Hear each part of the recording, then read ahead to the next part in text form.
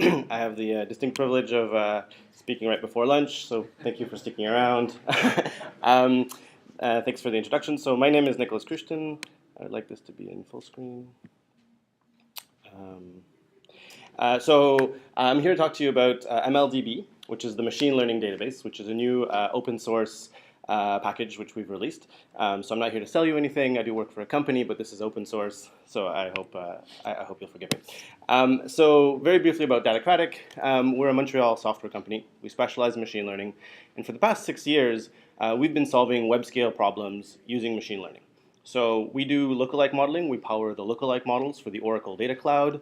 We ingest trillions of data points per month. We do billions of predictions per day. We do content recommendation, or we sell content recommendation technology. We do online advertising optimization. So we have products for real-time bidding. And we do web form moderation. So we provide technology for natural language processing and text classification. And we have built an open sourced a technology stack called MLDB, which is the machine learning database. So you can check out our website right there. And these slides are available here. So anybody taking pictures of every slide doesn't have to do that. You can just take pictures of that one. And I'm recording this my screen and stuff, so this video will be available online as well. So you can just sit back and enjoy. One of the reviews from when we submitted this paper basically said, why a new machine learning system? Why a database? So the needs that we had at Datacratic was that we needed to train predictive models on web scale data sets, so billions of users, trillions of inputs. We needed those models available as REST endpoints very quickly so that they could be queried by web technologies, by browsers as REST APIs. We wanted to avoid the costs and performance hits of running a cluster. So Hadoop, now Spark, these technologies are very powerful, but there's a vast amount of overhead and waste between the various cluster components talking to each other. And if you can run something on one node, it's at least an integer multiple cheaper than running it on n nodes. So we wanted to avoid running a cluster if we could.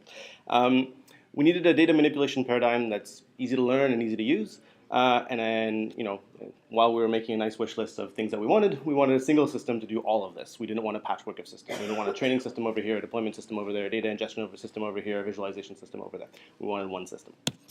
So what we came up with is MLDB, the machine learning database. So it's a new SQL database. People ask me this all the time. Did you guys really write a database? Yes, we did. There's a Dilbert cartoon about this. So we wrote it from scratch in C++. We have from scratch implementations of machine learning algorithms and SQL select statements. And the key design consideration was machine learning. So we did not optimize MLDB to do analytic queries like count group by. We optimized it for feature generation and machine learning evaluation. So it's open source under an Apache 2 license. All the sources here on GitHub. I encourage you to check it out. And anything which I say here, you can go inspect to see whether I'm making it up or not. MLDB is web native, so we were pretty excited to be accepted at the big data for the web talk. Its primary API is a JSON over REST over HTTP. So it's not a binary API. You can talk directly to MLDB from the browser if you want. And it's, as I mentioned, it's an end-to-end solution. So it handles data intake, model training, and model deployment either on one node or multiple nodes running the same software package. So it's kind of an integrated solution. This is the Big Data Innovators Gathering, so I would be in trouble if I didn't think it was sort of big data ready. We train models on billions of data points. We do this every day on cloud hardware that we rent for about $1 an hour, which is very important for us because it's very cost effective, right? Our goal was to train very, very quickly on a single node, if at all possible, so as to avoid the need for a cluster. And speed is very important to us because agility in data science is very important, right? There's the hardware cost, but then there's also the sort of wetware cost of paying for your data scientists. So if you're paying for them to sit around waiting for training to finish, you're not doing a good job.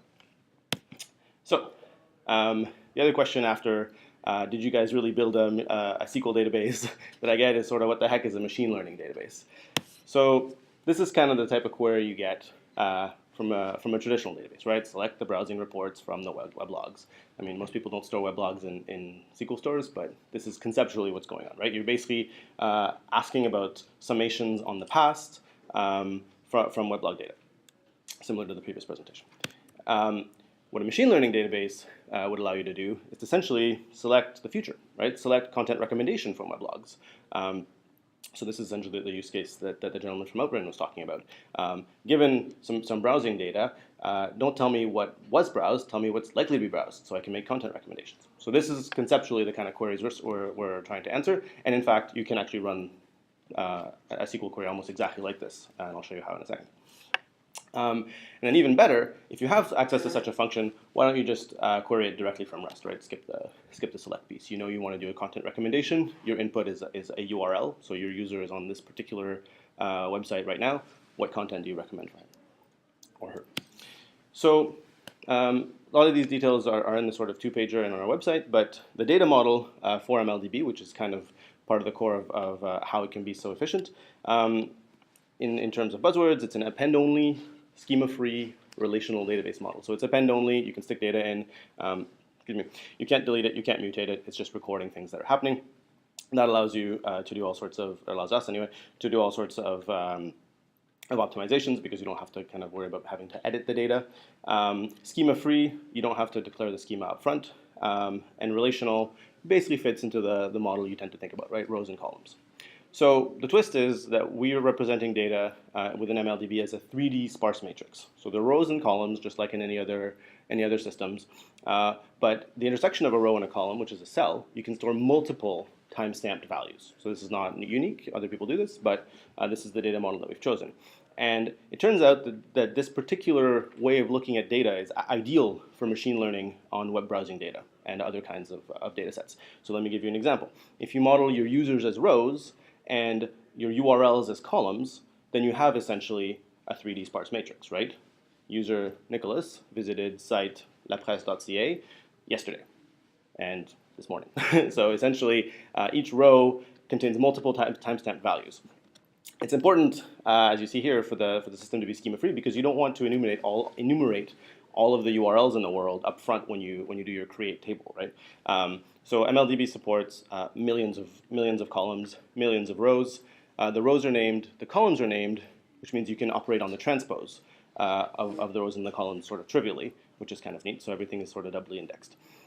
If you want to do something other than content recommendation, which is kind of my running example here, if your rows are users and your columns are items which were purchased, items which were browsed, items which were rated, you can do any kind of recommendation. Actually, you can basically do a purchase recommendation, Netflix recommendations. If your rows are products and your columns are words and textual descriptions, you can do product-to-product recommendation without even looking at behavioral data, right? You can just do it based on textual descriptions. And we use this to solve cold start problems. When we don't have enough user data, we essentially fall back to description level data. And if your rows are content items, then you can just do pure content recommendations, either based on the actual words within the contents of the content, or tags. If you have a website like Stack Overflow, there are questions have tags. You can do sort of tag similarity in using sort of matrix math that was described in one of the earlier talks rather than treating things as a graph problem. So this is the underlying data model. And then within MLDB, because we essentially reuse the labels from the rows and the columns, we're able to store individual data points, which is an individual value within a cell, in as little as 2 bytes, which allows us to store billions of data points in memory on readily available hardware. So on Amazon, you can rent access to what's called an R3 8X large instance, 244 gigabytes of RAM for under $1 an hour if you rent it on the spot market. So you can train very, very, very large models for almost no money. So MLDB, how do we map machine learning to SQL concepts? So first of all, MLDB supports a standard SQL select statement with a few extensions for millions of columns in the time dimension. There are other sort of database extensions for doing machine learning. A lot of them kind of add new keywords like predict, or kind of there's a system called Madlib, which kind of abuses the select statement a little bit, and you have sort of select, do the model training, and kind of waits. MLDB does it a little bit differently. We've tried to map things as natively as possible into the database world. So any kind of batch job, like a model training, is a stored procedure, and any kind of sort of quick row-level evaluation is a user-defined function. So this little flowchart here kind of shows you the basic flow. If you have some sort of data file or continuous stream of data that's mapped onto a data set, we don't call them tables because they're 3D sparse matrices. If you want to run a batch training procedure, you can do that. That'll give rise to a model file, which can then be diffused out to a scoring layer if you want, or used locally to do scoring. That gives rise to a user-defined function, like content recommendation that I showed you earlier, and that's immediately available for subsequent SQL queries and immediately available on that node as a REST endpoint. So you can stream data into an MLDB node, run a training procedure, and 5 milliseconds later, as soon as it's done, query your predictor in real time on a REST API. We've essentially tried to map as much of the SQL primitives onto HTTP as possible in order to keep the entirety of our API an HTTP REST API. So I kind of showed this in the paper, but there's various SQL commands in the data definition language and the data manipulation language. Create, drop, insert, delete. Everyone knows these who has worked with SQL. We've basically mapped them fairly straightforwardly onto HTTP verbs. So if you want to create a data set, or you want to create and run a procedure, that's an HTTP put. If you want to delete something, we can drop entire data sets, although we can't delete individual rows. That's delete. Insertion, so row level insertion is HTTP post, as you would expect, and any kind of query, whether it be a model evaluation or a select query, is an HTTP get. So what do we get for that? Well, this is basically model training over HTTP. Put /v1/procedures/ let's call this train recommender, and your hyperparameters for your training procedure are just JSON payload after that. As soon as that's done, you can apply the model you've just trained. If your hyperparameter specified that you wanted to create a function called content recommendation, you can apply that in batch, select content recommendation from weblogs, and that'll run and evaluate all your rows in batch. Or you can access that in REST immediately with get/v1/functions. We've benchmarked it on an R3 8x large at approximately 10,000 requests per second on a single node with 5 millisecond response times, excluding network, for about $1 an hour. So far we're meeting all of our goals in terms of end-to-endness, cost efficiency, and scalability.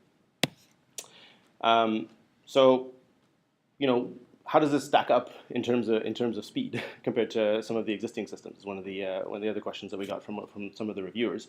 So when we released MLDB last year, someone on Twitter said, hey, I'm building a data set of benchmarks of machine learning tools, and I think the absolute minimum benchmark for a machine learning tool is running a random forest on 1 million records. A lot of data problems are less than 1 million records. A lot are much more, but that seems like a reasonable benchmark. So he's basically been collecting a bunch of data from different open source and commercial tools.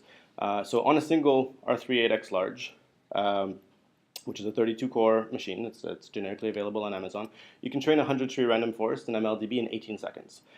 Spark MLlib does it in 250. Scikit-learn, very popular Python library, does it in 200. H2O, another distributed system, 130. And then XGBoost, which is a specialized library that does only this, does it in about 30 seconds. So we're basically 10 times faster, give or take, than some of the most popular open source projects out there. So why is this? Well, Spark and H2O, you could argue this is not a very fair comparison to them because they're essentially designed as distributed systems. So when you run them on a single node, you're not really using them to the best effect. But on 1 million to 100 million record training jobs, do you need a cluster? Do you want to pay for 10 machines when you can do it on one? This is kind of the, there's big data and then there's big return on investment, right? If you don't need a 10 machine cluster but you're using one, you're essentially throwing 9/10 of your money away. So I'm not saying that MLDB is the be all end all for all big data machine learning, but for many real world size problems, you can run it very, very fast on a single node as compared to some distributed systems. So this is my job. I could go on all day about MLDB. There's a bunch of stuff that doesn't fit into a 15-minute talk, so I'll just hit the highlights, and then you can come talk to me after. We don't just do random forests, obviously. We're aiming to be a general-purpose machine learning system, so we have very high-performance, scalable implementations of singular value decompositions, which allow you to transform large sparse matrices into somewhat less large dense matrices, and tsne for visualizations. So these benchmark very favorably against MLlib and scikit-learn. We have TensorFlow, Word2Vec, and SentiWordNet integration for model execution. So we can delegate the training to those, but you can essentially use the same infrastructure to evaluate TensorFlow graphs. we sort of try to hit all the buzzwords. You can deploy it using Docker. It comes with an onboard Jupyter installation for data science in the browser. We've worked very, very hard at making data importation fast. You can import data directly from S3 at about 4 million lines per second if you have it in a CSV format. And the way we compress data, you can store the data in memory in less space than it takes to store the commas on disk in your CSV. So you can use it in streaming, but it's extremely efficient in batch. We have a very fancy explain feature to explain what an ensemble of models is doing. So it's very easy to inspect a single decision tree or a single generalized linear model by just looking at the weights or looking at the splits. But when you have an ensemble, we've done boosting or bagging, it's much more difficult to understand just by inspection what a model is doing. So we have features for that. And then we've done some pretty fancy gymnastics around the SQL select statement to enable it to query the time dimension, which is the third dimension in our sparse matrix. So in conclusions, MLDB is the machine learning database. It's open source. I really strongly encourage you to try it out. It's available on GitHub. It's ideal for cost-effectively addressing web scale prediction use cases. This is what we do. This is what we would like to help you do, I guess. You can try the demos right now. It takes about 45 minutes to compile on a 32-core machine, just because it's pretty heavy. But we have essentially instances running, so you just go to mldb.ai. You don't have to pay anything. Clickety-click, and you can be playing with it right now in 30 seconds. Please feel free to send any inquiries or feedback to me, mldb@datacrag.com, or just come find me. I'm around. I'm wearing my fancy suit because I'm excited about this talk, and I love talking about MLDB. So thanks very much.